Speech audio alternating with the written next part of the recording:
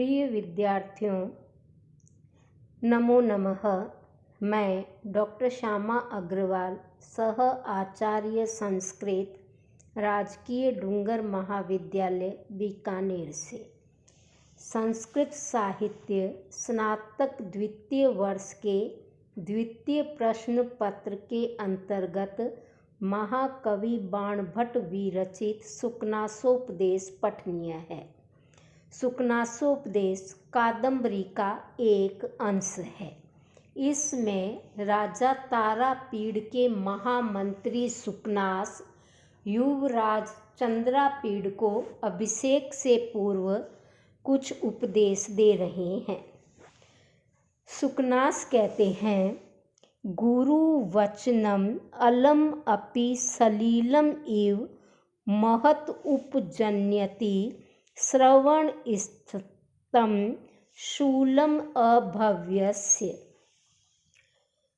वो कहते हैं कि श्रवण कान में स्थित या प्रविष्ट अम्लम सलीलम निर्मल जल के इव समान अभव्यस्य दुर्जन के श्रवण कान में स्थितम प्रविष्ट या स्थित अलम स्वच्छ भी गुरु वचनम गुरु का वचन महत उपजन्यति अत्यधिक शूलम पीड़ा को उत्पन्न करता है।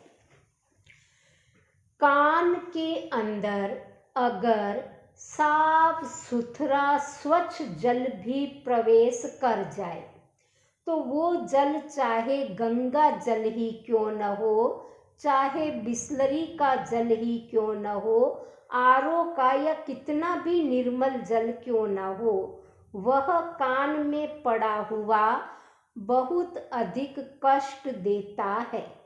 उसी प्रकार जो दुष्ट प्रवृत्ति के लोग होते हैं, दुर्जन होते हैं, उनके कान में गुरु का कितना भी सुंदर उपदेश हो, गुरु का कितना भी हितकारी उपदेश हो, वह उनके कान में पीड़ा ही पहुंचाता है।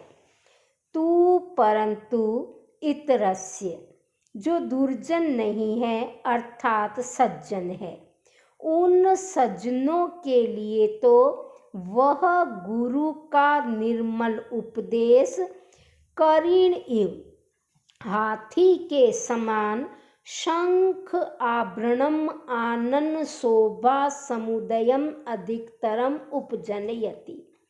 इव जिस प्रकार शंख से निर्मित आभरण आभूषण करीण हाथी के आनन मुख की शोभा को समुदयम समूह के रूप में या शोभा समूह को अधिकतरम और अधिक उपजनयति उत्पन्न कर देता है। अधिक के साथ तरप प्रत्यय का प्रयोग किया गया है। तरप अत्यधिक के अर्थ में आता है, गुड बेटर बेस्ट। वैसे ही शोभन शोभनतर शोभनतम, तरप और तमप ये दोनों प्रत्यय तरप बेटर का और तमप बेस्ट का अर्थ देता है। तो जिस प्रकार हाथी के कानों में यदि शंख के आभूषण पहना दिए जाए तो वह शंख के आभूषण जो श्वेत वर्ण के हैं वो उस कृष्ण वर्ण के हाथी के मुख की शोभा को और अधिक बढ़ा देते हैं। उसी प्रकार सज्जनों के कान में प्रविष्ट गुरुओं का निर्मल उपदेश, गुरुओं का कल्याणकारी उपदेश उनके मुख की शोभा समूह को और अधिक बढ़ा देता है। इसलिए गुरु का उपदेश सज्जनों के लिए ही लाभदायक होता है। हरति च सकलम अतिमलिनम अपि अंधकारम इव दोष जातम प्रदोष समय निशाकर इव गुरु उपदेशः।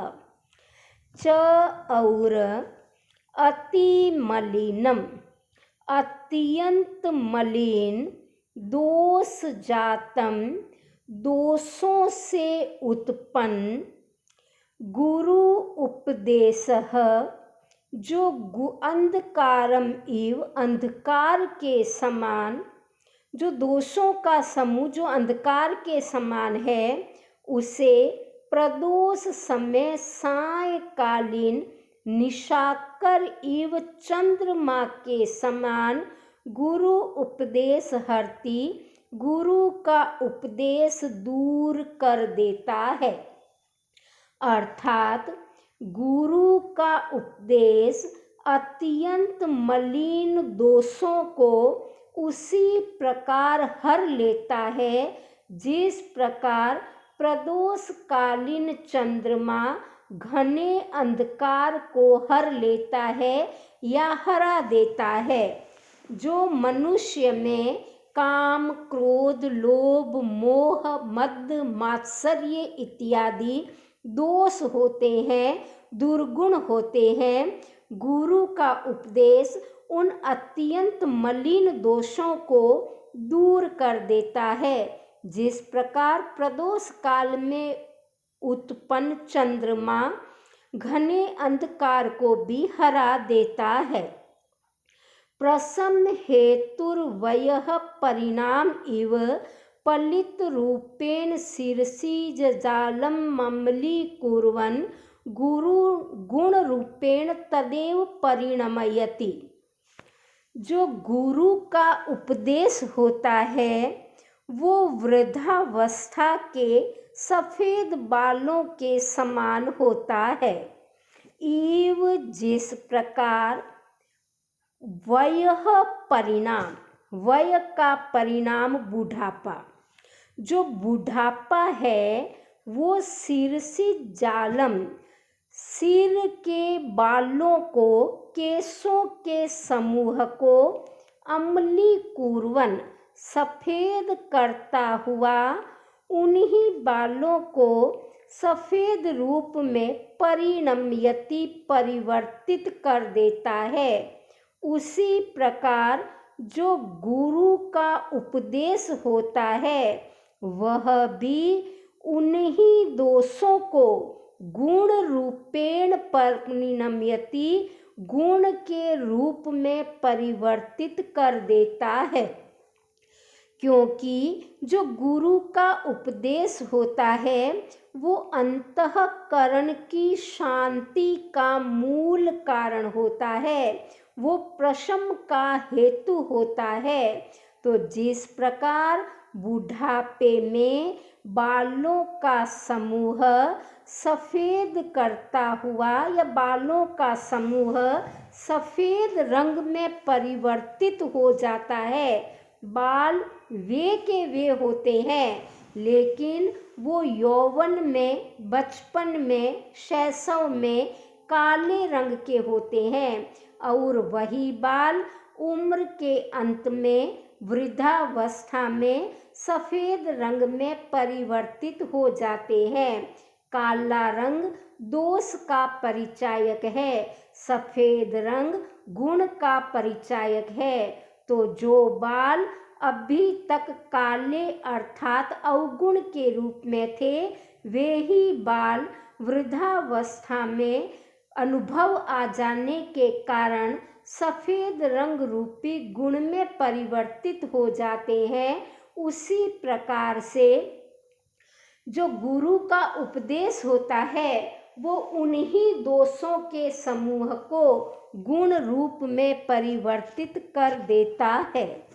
आगे सुकनास कहते हैं कि अयम एव च अन्न आस्वादित विषय रसस्य ते काल उपदेशस्य।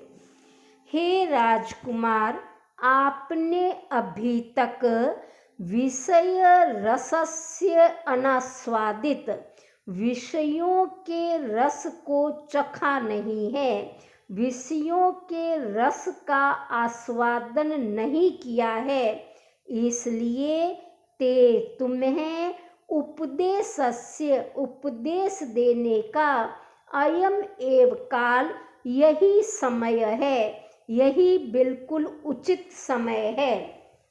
हे राजकुमार, आप अभी अभी विद्याध्ययन करके गुरुकुल से लौट कर आए हैं और यह बिल्कुल उचित समय है कि आपको गुरु का उपदेश दिया जाए, आपको हितोपदेश दिया जाए।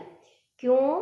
क्योंकि आपने अभी तक गृहस्थाश्रम में प्रवेश नहीं किया है, आपने अभी तक सांसारिक विषय भोगों का आस्वादन नहीं किया है। कुसुम शर प्रहार जर्जरीते ही क्योंकि कुसुम शर फूलों के बाण वो कामदेव के माने जाते हैं। तो जो कामदेव के फूलों से निर्मित बाण है, उन बाण के प्रहार से जर्जरीते जर्जर हृदय में जलम इव जल के समान ही उपदिष्टम गलती उपदेश गलकर निकल जाता है, उपदेश बाहर बह जाता है। जिस प्रकार जर्जर बर्तन में से या फूटे हुए बर्तन में से या चलनी नुमा बर्तन में से पानी बहकर बाहर निकल जाता है, पानी उसमें से बह जाता है, उसी प्रकार जब मनुष्य का हृदय कामदेव के बाणों से घायल हो जाता है, जर्जर हो जाता है, तो वो छलनी नुमा बन जाता है और ऐसे छलनी नुमा चित्त में गुरु का उपदेश टिकता नहीं है, वह उसमें से बह जाता है। अकारण च भवति दुष्प्रकृते अन्वयः श्रुतं व अविनयस्य। दुष्प्रकृते जो दुष्ट प्रकृति के लोग होते हैं, उनका अन्वय वंश वा अथवा श्रुतम ज्ञान अविनयस्य अविनम्रता के जो कारण हैं वो नहीं भवती है, वो नहीं होते हैं। चंदन प्रभुवो चंदन के प्रभाव से किम अनलह न दहती, क्या आग जलती नहीं है। भावार्थ ये है कि जो दुष्ट व्यक्ति हैं वो चाहे कितने ही उच्च कुलीन हो, चाहे कितने ही पढ़े लिखे हो, वह उच्च कुल वह ज्ञान विनम्रता का कारण नहीं बनता। चंदन कितना ही उच्च प्रकृति की लकड़ी के रूप में हो, चंदन चाहे कितना ही मूल्यवान हो, परंतु आग तो उसमें भी जलती है। चंदन की लकड़ी से भी आग तो लगती ही है। इसी प्रकार से जिनकी प्रकृति ही दुष्ट है, वो चाहे किसी भी कुल में हो, चाहे कितने ही अध्ययनरत हो, उनमें अविनम्रता तो आ ही जाती है। इसीलिए सुकनास कह रहे हैं कि दुष्प्रकृते जो दुष्ट प्रकृति वाले लोग हैं, उनमें अन्वय कुल खानदान वा श्रुतम अथवा ज्ञान जो है वो अविनयस्य विनम्रता का अकारणम च भवति कारण नहीं होते हैं, वो अविनम्रता के कारण होते ही होते हैं। चंदन के प्रभाव से क्या आग नहीं जलती, अपितु जलती ही है। किम वा प्रशम हेतुना अपि वा अथवा किम क्या प्रशम हेतुना आग को शांत कर देने वाले वारिणा जल से भी बड़ुआ नलो बड़ुआ अग्नि प्रचंडतरी न भवती और अधिक प्रचंड नहीं होती है। आग की प्रकृति है जलना। वो चाहे चंदन की लकड़ी में लगे तो भी जलती है और चाहे वह समुद्र के जल में लग जाए तो भी जलती है। जल जो स्वयं आग को बुझाने का साधन है, उस समुद्र के जल में भी जब बड़ुआ अग्नि लगती है तो वो जलती ही जलती है, क्योंकि जलना ही उसकी नेचर है। वह चाहे सामान्य लकड़ी में, कपड़े में, कागज में लगे अथवा चंदन जैसी बहुमूल्य लकड़ी में लगे, चंदन जैसे सुगंधित वृक्ष में लगे, उसको जलना ही है। इसी प्रकार जो जल होता है वह आग को बुझाने में काम आता है, लेकिन कई बार समुद्र के ऊपर भी आग लग जाती है, समुद्र के जल में भी आग लग जाती है, जिसे बड़ुआ अग्नि कहते हैं, तो वहाँ पर भी वो जलती ही है। इसी प्रकार जो दुष्ट प्रकृति के लोग होते हैं उनमें अविनम्रता आती ही आती है, चाहे वो किसी भी खानदान में उत्पन्न हो, चाहे वो कहीं से भी पढ़े लिखे हों।